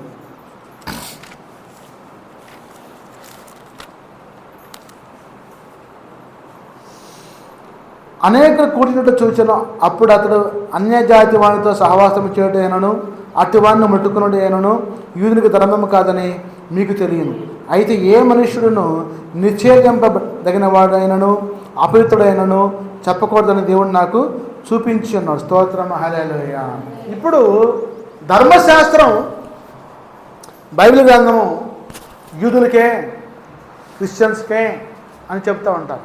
కాదండి, సర్వలోకానికి. స్తోత్రం, హల్లెలూయా. సర్వలోకానికి, అన్యులకు కూడా, తెలియని వాళ్ళకు కూడా ఈ గ్రంథాన్ని చెప్పి యేసు ప్రభు వారి యొక్క సువార్త చెప్పాలి. ఏంటి ఆ సువార్త అంటే, యేసు ప్రభు వారు మనందరి కోసం పుట్టి ఈ లోకంలో 33.5 సంవత్సరాలు జీవించి శిలువ మ్రానుని భుజాలపై వేసుకొని మ్రోసి ఆయన రక్తాన్ని చిందించి కలువరి కొండ మీద యాగంగా మారి మిగులుతో కట్టబడి ముళ్ళకిరీటం భరించి బల్లెంతో పొడవబడి చనిపోయి సమాధిలో పెట్టబడి తిరిగి లేచాడు. ఆయన వైపు చూసి రక్షణ పొందు, నీ జీవితం మారుతుందని చెప్పి నువ్వు సువార్త చెప్పాలి. స్తోత్రం, హల్లెలూయా. అదే సువార్త. క్రీస్తు యొక్క జననం గురించి, మరణం గురించి, పునరుద్ధానం గురించి చెప్పడమే సువార్త. కాబట్టి ఆ సువార్తని యొక్క ఇరుగు వారికి పొరుగు వారికి చెప్పి నువ్వు దేవుని తట్టు చెప్పాలి, కానీ వేరే మాటలో చెప్పకూడదు. అదే వాక్యం మాట్లాడుతూ ఉంది. అన్యజనులను రక్షించడం కోసం దేవుని యొక్క వాక్యము మాట్లాడతాం. యోహాను సువార్త 4వ అధ్యాయం 6-7 వచనాలు చదవండి. యోహాను 4:6-7. యోహాను సువార్త 4వ అధ్యాయము 6-7. అక్కడ యాకోబు బావి ఉండెను కనుక యేసు ప్రయాణం చేసి అలసిన రీతిని ఆ బావి వద్ద కూర్చును. అప్పటికి ఇంచుమించు 12 గంటలను సమర స్త్రీ ఒకటి నీళ్ళు చిదకుండా అక్కడికి రాగా యేసు నాకు దాహమని ఆమెను అడిగాను. చూసారు, ఇక్కడ యేసు ప్రభు శిలువ మీద దాహమైందని చెప్పి అడిగాడు. సమరయ స్త్రీని యాకోబు బావి కాడ నాకు దాహం చేస్తామని చెప్పి కూడా అడిగాడు. ఏ దాహం అండి? ఆత్మీయ దాహం. అమ్మా, నీ ఆత్మ నశించిపోయి నరకానికి ఇవ్వడం నాకు ఇష్టం లేదు, నేను రక్షిస్తాను, జీవజలం ఇస్తాను, నా మాట లేదు, విశ్వాసం ఉందని చెప్పి సమరయ స్త్రీని యాకోబు బావి దగ్గర యేసుప్రభు వారు రక్షించారు. మరి నీ జీవితాన్ని కూడా ప్రభు రక్షించాడు. రక్షణ లేని వారు కూడా రక్షణకి సిద్ధంగా ఉన్నాడు. ఈ మధ్యాహ్నకాల సమయంలో తీర్మానం చేసుకుని దేవుని యందు విశ్వాసం ఉంచాలి. మరి చూడండి, ఇక 6వ మాట చూడండి. యోహాను సువార్త 19:30. యోహాను సువార్త 19:30. యేసు ఆ చిరక పుచ్చుకొని సమాప్తమైనదని తల వంచి ఆత్మను అప్పగించను. స్తోత్రం, హల్లెలూయా. ఏమి సమాప్తమైనది? ఆయన జీవితము ఈ లోకంలో శరీరాకారం ఉన్న జీవితం అనేది సమాప్తమైనది. పరిశుద్ధుడిగా ఆయన మన మధ్యలోకి వచ్చేసాడు. ఇక్కడ శరీరాకారం నుంచి వెళ్ళిపోయి ఎలా వచ్చాడండి? పరిశుద్ధుడిగా వచ్చాడు. ఆకారమందు చెవికి వినపడదు, కంటికి కనపడదు, హృదయానికి గోచరింపదు. ఆకారమందు మనుషులుగా కనబడి ఆత్మస్వరూపైన దేవుడిగా మళ్ళా సత్యస్వరూపిగా మళ్ళీ ఆయన రావడం కోసం సిద్ధపడి వచ్చాడు. ఇప్పుడు మనందరి మధ్యలో ఇక్కడ ఏం మాట్లాడుకుంటున్నామో, ఏం నేను చెప్తున్నానో ఆయన మొత్తం కూర్చొని వినే ఉంటాడు. ఆత్మస్వరూపుడు, పరిశుద్ధాత్ముడు అంటే మరి యోహాను సువార్త 3:17 తీయండి. అక్కడ పక్కనే 3:17.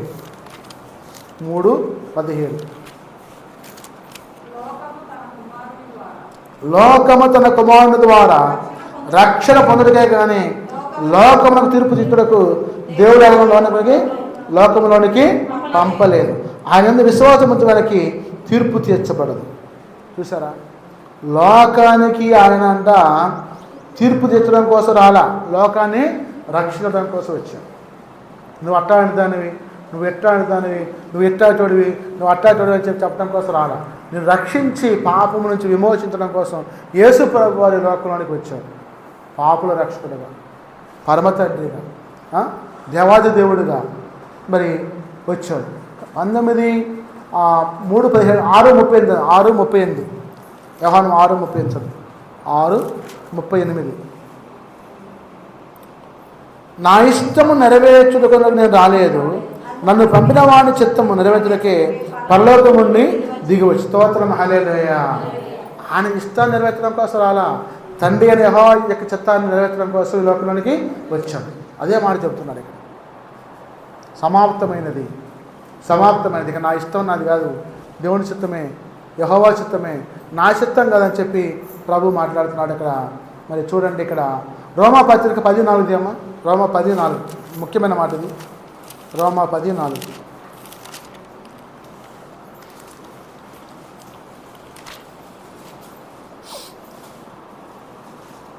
విశ్వసించు ప్రతి వానికి నీతి కలుగుటకే క్రీస్తు ధర్మశాస్త్రము సమాప్తమయ్యి అన్నాడు. స్తోత్రం, హల్లెలూయా.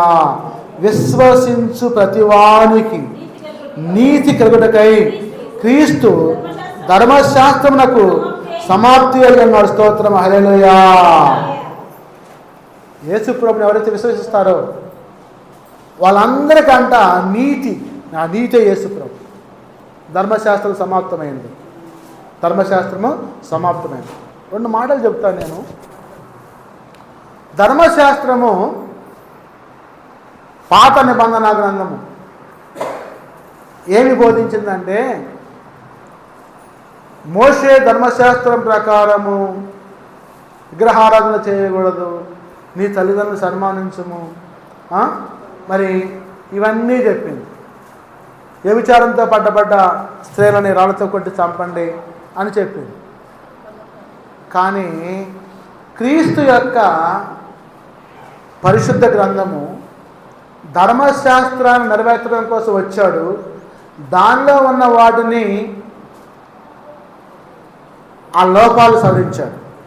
ఏంటి ఆ లోపాలంటే, రాళ్లతో కొట్టబడే స్త్రీని క్షమించి ఆయన శిష్యురాలుగా చేశాడు. స్తోత్రం, హల్లెలూయా. అదే మోషే ధర్మశాస్త్రం అయితే కొట్టి చంపేవాళ్ళు, కానీ యేసు ప్రభువు కొట్టి చంపలా, క్షమించి ఆయన రాజ్యాన్ని ఇచ్చాడు.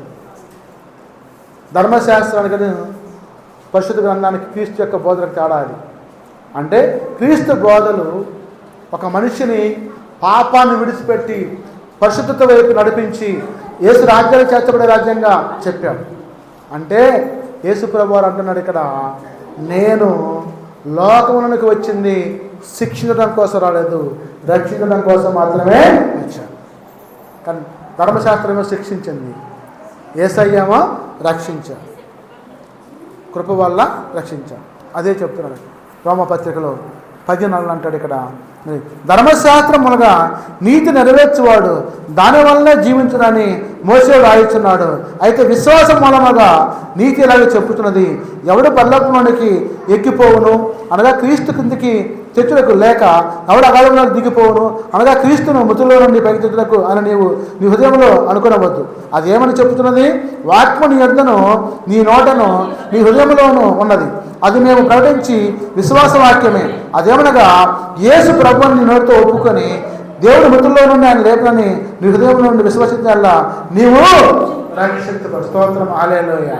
చూస్తావా, మంచి మాట మాట్లాడాడు పౌలు గారు. అంటాడు, యేసుని ప్రభు అని నోటితో ఒప్పుకొని, నీ నోటితో ఒప్పుకొని దేవుడు మృతుల్లో నుండి ఆయన లేపనని నీ హృదయంలో నుంచి విశ్వసించినల్లా నీవు రక్షించబడదు.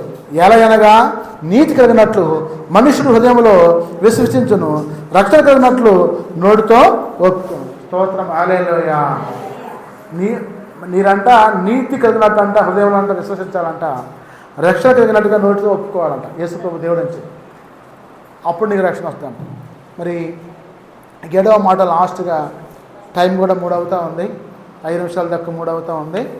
మరి లూకాసు వార్త 23:46 దేనమ్మా, లూకా 23:46. అప్పుడు యేసు గొప్ప శబ్దంతో కేక వేసి, తండ్రి నీ చేతికి నా ఆత్మను అప్పగించుకున్నాను. స్తోత్రం, హల్లెలూయా. ఆయన ఇలాగ చెప్పి ప్రాణము విడిచెను. చూసారా, యేసు ప్రభువారు పైన రాయబడ్డ, అప్పుడు రమారమి మధ్యాహ్నం ఆయను, అది మొదలుకొని 3 గంటల వరకు ఆ దేశం అంతటి మీద చీకటి కమ్మెను, సూర్యుడు అదృశ్యుడాయను, గర్భాలయ తర నడుముకి తిరిగెను. అప్పుడు యేసు గొప్ప శబ్దంతో కేక వేసి, తండ్రి నీ క్రింద నా ఆత్మను అప్పగించుకున్నానని చెప్పాడు. తన ప్రాణాన్ని విడిచాడు. అంటే 3 గంటలప్పుడు రమారాని దేవాలయం యొక్క తెర చిరిగిపోయింది. దేవాలయం యొక్క తెర చిరిగిపోయింది.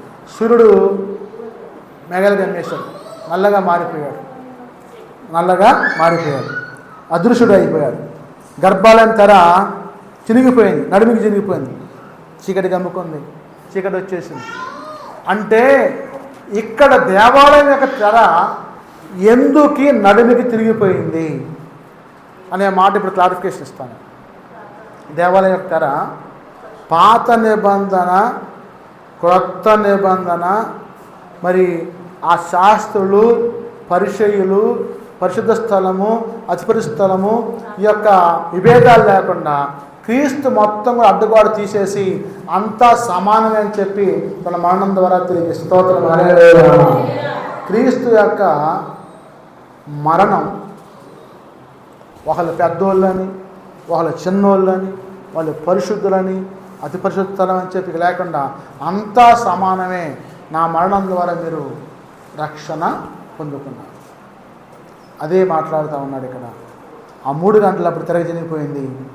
యేసు మరి ఒక శబ్దాన్ని వేసి కేక వేశాడు, తండ్రి నీ చేతికి నా ఆత్మను అప్పగించుకుంటున్నాను అని కేక వేసి ఆయన ప్రాణాన్ని విడిచాడు. కాబట్టి చూడండి, కీర్తన గ్రంథము 31:5 చూడండమ్మా. కీర్తనలు 31:5. కీర్తనలు 31:5.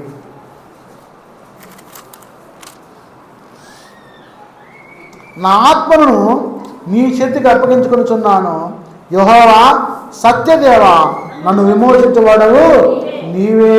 స్తోత్రం. హల్లెలూయా. దావీదు మాట్లాడుతున్నాను ముందే. యేసయ్య ఎప్పుడో 2000 సంవత్సరాల క్రితం ఈ మాట మాట్లాడతాడు. కానీ దావీదు మరి పాత నిబంధన కాలంలో ఈ మాట మాట్లాడు, అయ్యా నా ఆత్మను నీ చేతికి అప్పగించుకొనుచున్నాను, యెహోవా సత్యదేవా నన్ను విమోచించువాడవు నీవే. స్తోత్రం. హల్లెలూయా. చూసారా, ప్రభు యొక్క లేఖనాలు నెరవేర్చబడ్డాయి మరి ఆ వాక్యం ద్వారా. మరి చూడండి, లూకా సువార్త 23:46 మరి ఈ వాక్యం చదవబడ్డది. అపోస్తుల కార్యములు 7వ అధ్యాయము 59 తీయండి. అపోస్తులు 7:59. అపోస్తుల కార్యములు 7:59. ఇంకొక మాట చెప్పి ముగిస్తాను. అపోస్తుల కార్యం 7:59. 7:59. ప్రభువును గూర్చి మొరపెట్టుచు, యేసు ప్రభువా నా ఆత్మను చేర్చుకోమని స్టెఫెను పలుకుచుండగా వారు అతనిని రాళ్లతో కొట్టిరి.